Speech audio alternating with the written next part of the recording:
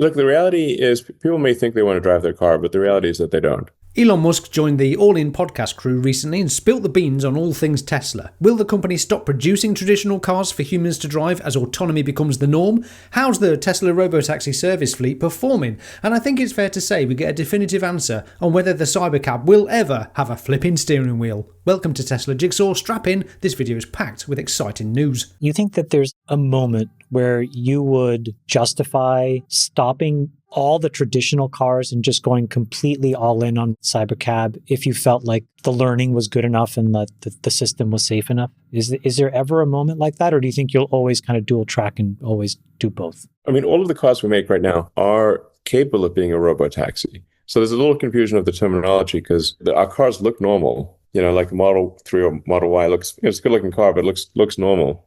But it has an advanced AI computer and advanced AI software and cameras. And we didn't want the cameras to stick out. So we so that we didn't want them to be ugly or stick out. So we put them, they're sort of in unobtrusive locations. Like if you look closely, you can see all the cameras, but actually all the cars we make are hyper intelligent, and have the cameras in the right places. They just look normal. So all of the cars we make are capable of unsupervised full autonomy. Now we have a dedicated product, which is the Cybercab, which has no steering wheel or pedals, which are obviously vestigial in an autonomous world. And we start production of the Cybercab in Q2 next year. And we'll scale that up to quite high volume. I think ultimately we'll make millions of Cybercabs per year. But it is important to emphasize that all of our cars are capable of being robotic taxis.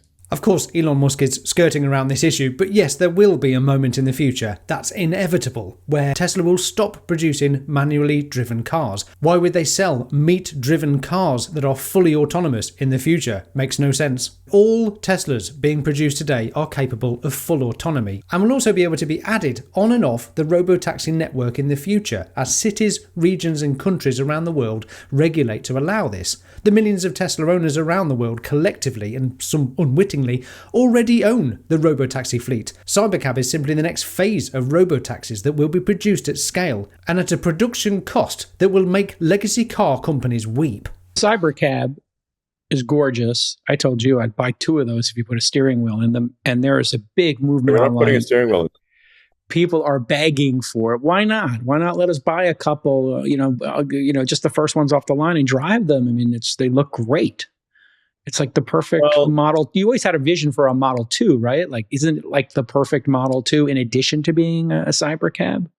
Look, the reality is people may think they want to drive their car, but the reality is that they don't. How many times have you been, say, in an Uber or Lyft, and you said, you know what, I wish I could take over from the driver, and I wish I could get off my phone and take over from the Uber driver and drive to my destination. How many times have you thought that to yourself?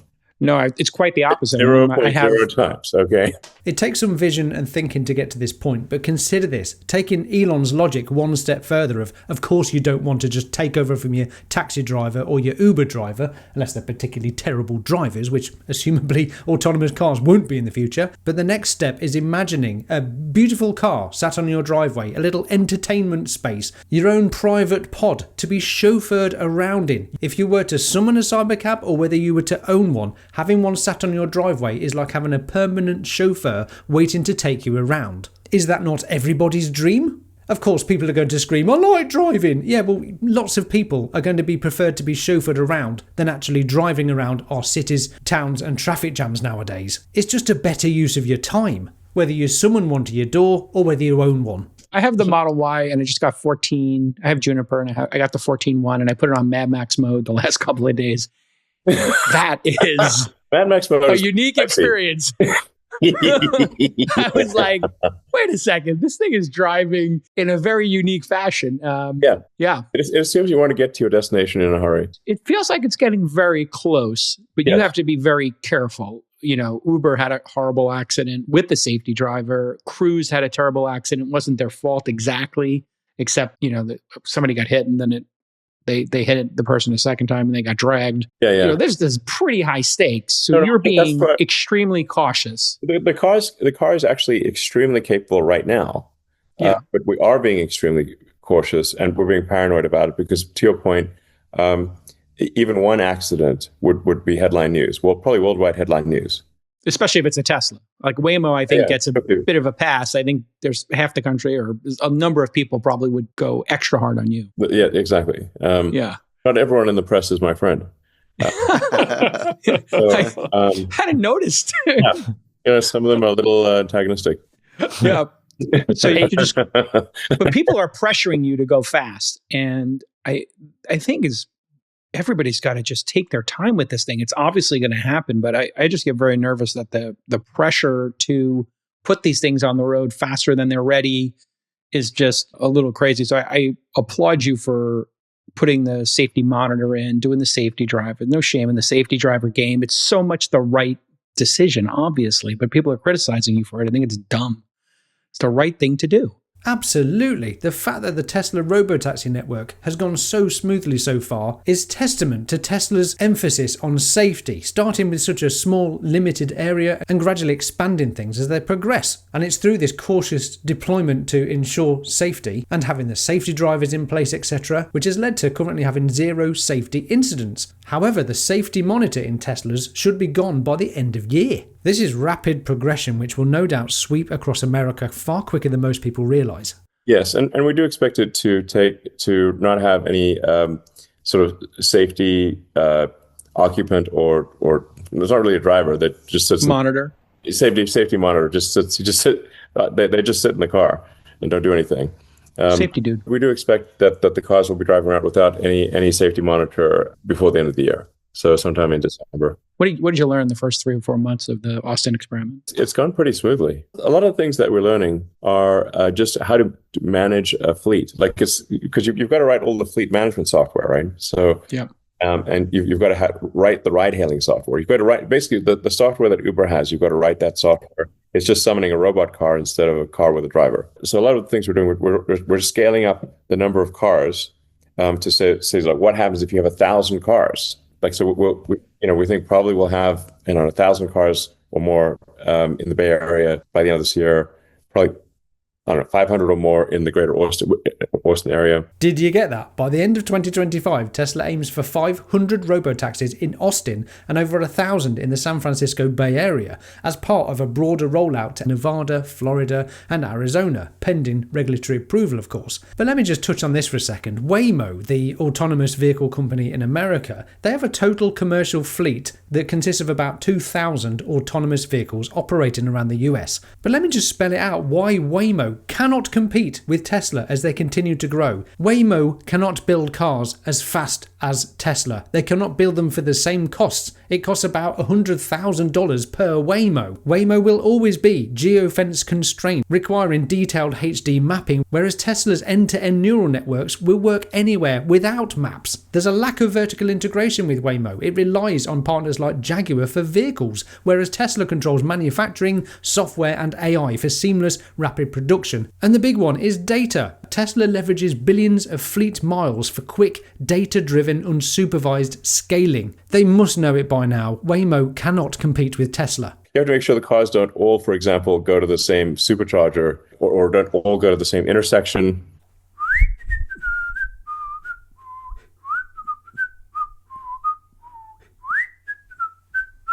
It's like, what do these cars do? And then, like, sometimes there's high demand and sometimes there's low demand. What do you do during those times? Do you have the car circle the block? Do you have it try to find a parking space? And then, sometimes like say it's a disabled parking space or something, but the writing's faded or the thing's faded. The car's like, oh, look, a parking space. We'll jump right in there. It's like, get a ticket. You got to look carefully, make sure it's like, it's not an illegal parking space. Or it sees a space to park and it's like ridiculously tight, but it's like, oh, I can get in there. But with 3 inches on either side. Bad computer. Yeah, technically true. But nobody else will be able to get in the car if you do that. There's just like all these oddball corner cases. And regulators are all, they have different levels of pernickettiness and regulations depending on the city, depending on the airport. I mean, it's just very different everywhere. That's going to just be a lot of blocking and tackling, and it just takes time. In order to take people to San Jose Airport, like San Jose, you actually have to connect to San Jose Airport servers. And because you have to pay a fee every time you turn off. So the car actually has to do a remote call. The robot car has to do, a remote procedure call to San Jose airport servers. Say I'm dropping someone off at the airport and charge me whatever, $5, which is like, there are all these like quirky things like that. Airports are somewhat of a racket. We had to solve that thing. But it's kind of funny that the robot car is like calling the server, the airport server, charge its credit card or whatever, drop someone off. But it will soon become extremely normal to see cars going around with no one in them. Yeah. Do you remember seeing your first motor car when everyone rode a horse? Of course not. You're probably too young. Remember seeing your first electronically controlled lift or elevator for my American friends? Manual cable-pulled lift with operators vanished by the 1950s. Push-button automatic elevators took over globally. Let's look at something more modern. Modern commercial flights fly 90% of the time on autopilot. Pilots monitor, not manually control. Robotaxis and autonomous cars for personal ownership is the next gigantic disruption to the world. Some see it coming, others don't. But like and subscribe to this channel and we can follow the inevitable together. Thanks. But there's one more benefit to Tesla's growing fleet of robots on wheels that is also overlooked. In the earnings call, you said something that was insane. And then I think the math actually nets up, but you said we could connect all the Teslas and allow them in downtime to actually offer up inference. And you can string them all together. I think the math is like, it could actually be like 100 gigawatts. Is that right? So Did you do? If ultimately there's a Tesla fleet that is 100 million vehicles, which I think we probably will get to at some point, 100 million vehicle fleet. And they have, mostly state-of-the-art inference computers in them that each, say, are a kilowatt of inference compute. And they have built-in power and cooling and connect to the Wi-Fi. That's the key. Yeah, exactly.